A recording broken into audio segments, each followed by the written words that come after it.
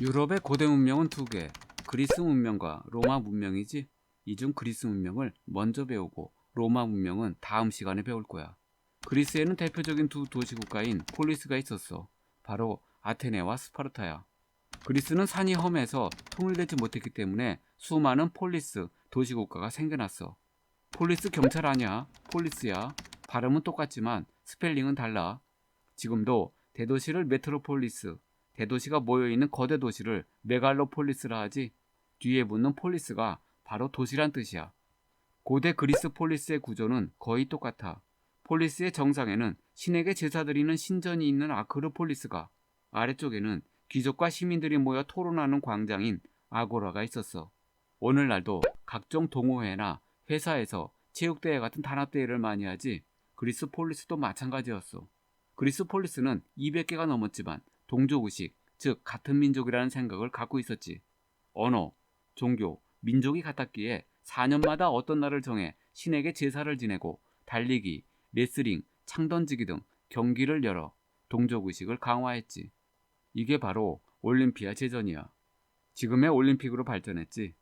그리스는 마라톤 전투, 살라미스 해전 등 페르시아와 전쟁을 많이 했어.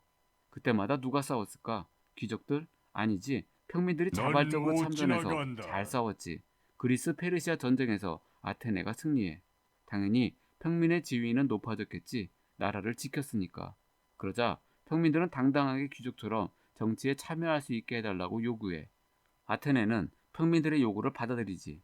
이제 평민도 귀족처럼 정치에 참여할 수 있게 되었어. 아테네의 민주정치가 시작된 거지. 그런데 처음부터 평민의 정치 참여가 모두에게 100% 인정되었던 건 아니야. 세 사람의 노력으로 평민의 정치 참여가 조금씩 확대돼. 처음에는 솔론의 주장으로 재산이 많은 평민만 정치에 참여할 수 있었어. 그런데 자꾸 참주, 독재자가 나타나서 평민들을 힘들게 하자 클레스테네스의 주장으로 참주가 생기지 않도록 도편, 도자기 파편에 독재자가 될 가능성이 많은 사람의 이름을 적어내 추방하는 도편 추방제가 실시되었지. 페리클레스 시대에 아테네 민주정치가 가장 발달했어. 평민들이 참여하는 민회를 만들어 입법 활동도 했어. 즉, 평민들이 민회에 모여 직접 법을 만들었지. 평민이 뽑은 대표자들이 법을 만들고 정치를 하는 간접 민주정치가 아니라 평민들이 민회에 모여 직접 법을 만들고 정책을 결정하는 직접 민주정치였어. 오늘날은 간접 민주정치지.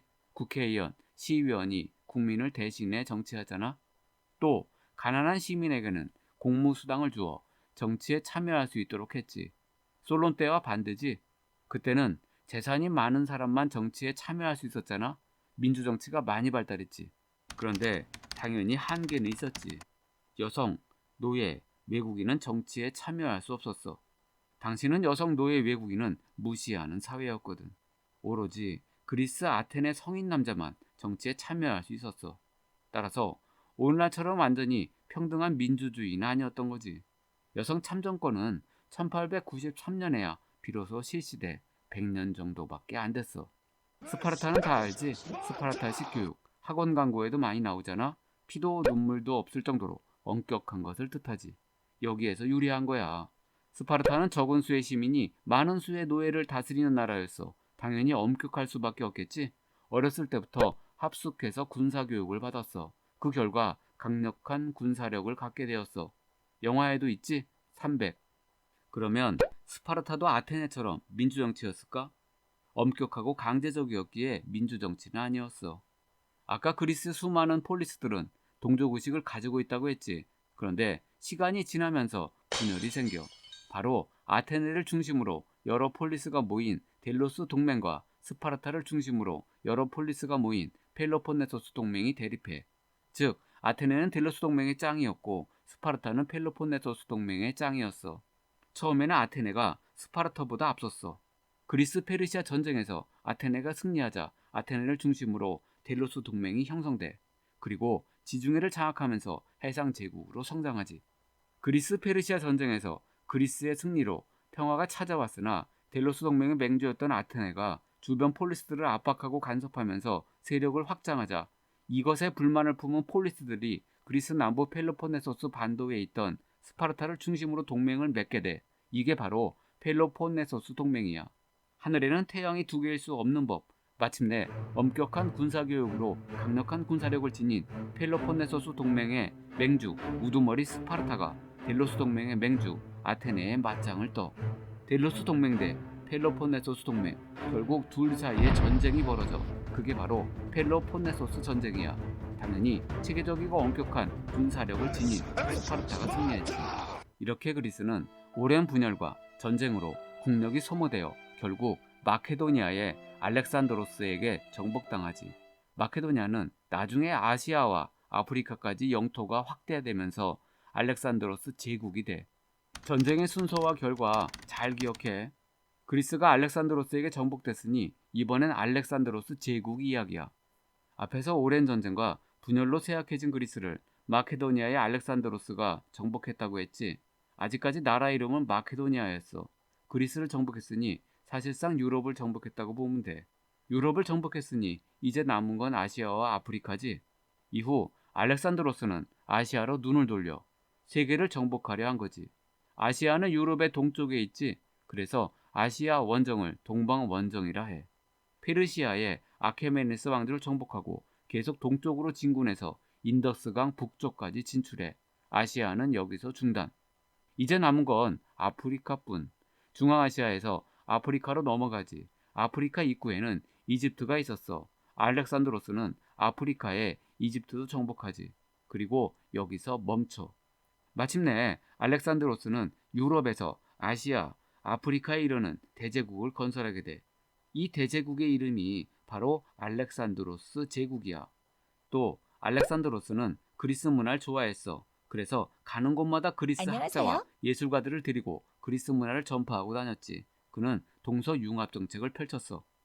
알렉산더는 정복지마다 무려 70개나 되는 자신의 이름을 딴 그리스식 도시를 건설하고 그리스인을 이주시켰지.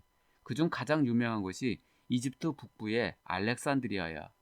그리스인과 페르시아인의 결혼을 장려하는 등 동양인과 서양인 차별 없이 국제 결혼도 시켰고 각자의 문화와 전통도 인정했지. 페르시아의 정치 체제인 전제 군주정을 인정했으며 페르시아인을 관리로 등용하기도 했어. 특히 그리스 문화와 동방의 문화가 합쳐져 헬레니즘 문화가 생기게 됐지. 그래서 알렉산드로스 제국을 헬레니즘 제국이라 부르기도 해.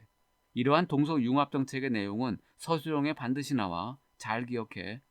특히 헬레니즘 문화는 인도 북부의 간다라 지방에 전해져 헬레니즘 문화와 인도 문화가 섞인 간다라 양식이 발전하기도 해. 그런데 알렉산드로스는 32세의 젊은 나이에 그만 병으로 죽고 말아. 암살당했다는 설도 있긴 해. 마케도니아 출신의 알렉산드로스가 정복한 곳은 유럽, 아시아, 아프리카였지. 당연히 알렉산드로스가 죽은 후 원래 상태로 돌아갔겠지. 그래서 알렉산드로스가 죽은 뒤 알렉산드로스 제국은 다시 유럽은 마케도니아로, 아시아는 시리아로, 아프리카는 이집트로 분열돼. 이제는 그리스 문화와 알렉산드로스 제국의 헬레니즘 문화를 비교해 볼게. 그리스 문화와 헬레니즘 문화 두 문화의 차이점이 시험에 굉장히 잘 나와. 꼭 기억해. 그리스 문화는 인간 중심적이고 합리적인 특성을 가졌어. 그리스 문화는 신도 인간의 모습과 감정을 가진 존재로 여겼지. 그 예로 그리스 신화에 나오는 신들을 봐봐. 이름만 신이지 실제로는 인간의 모습과 똑같아. 인간처럼 시기하고 질투하고 분노하고 싸우고 슬퍼하고 실수하고 욕심부리고. 이걸 보면 그리스인들은 인간 중심적이어서 신을 인간 입장에서 인간을 기준으로 생각한 거지.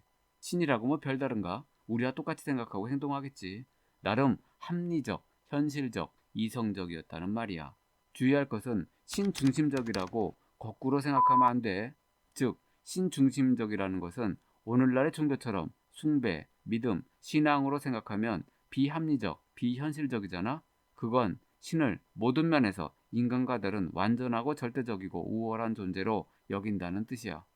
또 앞에서 원래 폴리스들은 서로 동족의식을 갖고 있어서 올림픽 제전도 열었다고 그랬지. 이처럼 그리스 문화는 공동체 의식도 갖고 있었어. 아까 배운 대로 폴리스 꼭대기에는 신을 모시는 신전인 파르테논 신전이 있다고 했지. 그리고 아테네 신전을 섬겼다고 했고. 그런데 아테네 여신상만 봐도 인체의 비율과 균형이 잘 맞는 완벽하고 조화롭고 균형 잡힌 몸매지. 그리스에서는 철학이 발달됐어. 그래서 너희들도 들어본 적 있는 소크라테스, 플라톤, 아리스토텔레스 등 유명한 철학자들은 거의 그리스에서 나왔어. 서양 철학의 바탕이 된 거지. 동양 철학의 바탕은 공자와 맹자고. 소피스트는 철학을 가르치던 선생님을 뜻해. 이들은 진리는 정해져 있지 않다고 주장했어. 즉, 진리는 상대적인 것이다. 따라서 모든 시대나 환경에 적용되는 변하지 않는 절대적인 진리는 없고 시대나 환경에 따라 바뀌는 상대적인 진리만 있을 뿐이다. 라는 진리의 상대성을 주장했어. 예를 들면 조선시대에는 반드시 제사를 지내야 했지만 오늘날에는 제사를 지내지 않을 수도 있지. 그런데 이와 반대로 소크라테스는 진리는 정해져 있다고 주장했지.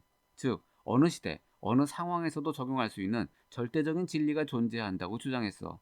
예를 들면 1 더하기 1은 2라는 수학 공식처럼 옛날이나 지금이나 변하지 않는 항상 옳은 절대적인 진리가 있다는 거지.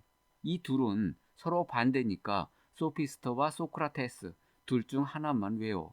그냥 소피스트만 외워도 돼. 아까 그리스 문화는 인간 중심적, 합리적, 현실적, 이성적이라고 했지.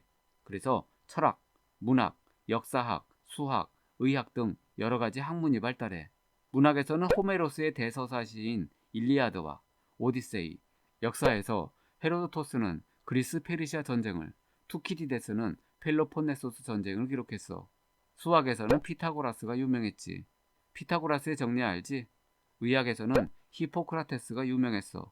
의과대학에 입학하면 히포크라테스 선서를 지킬 것을 맹세하지. 헬레니즘 문화는 알렉산드로스가 그리스를 정복하고 동방을 정복한 후 두 문화를 섞어서 만든 문화지. 그래서 그리스 문화 플러스 동방 문화는 헬레니즘 문화인 거고. 세계 시민주의는 알렉산드로스 제국의 컨셉에 맞게 정복 이전의 국가와 민족을 뛰어넘어 모두 평등한 알렉산드로스 제국의 시민이라는 그런 사상이야. 위아더 월드나 지구촌, 세계인과 같은 개념이지. 안 그러면 분열이 생기니까 서로 싸우지 말고 통합하라고 알렉산드로스가 주장한 거야. 정복한 나라는 많아지고 나라가 커지니까 세계 시민을 강조한 거지. 개인주의는 그리스 폴리스의 공동체 의식과 반대로 생각하면 돼. 그리스 말기에는 아테네와 스파르타의 싸움인 펠로폰네소스 전쟁이 일어날 정도로 폴리스가 해체되면서 공동체 의식이 약해졌지.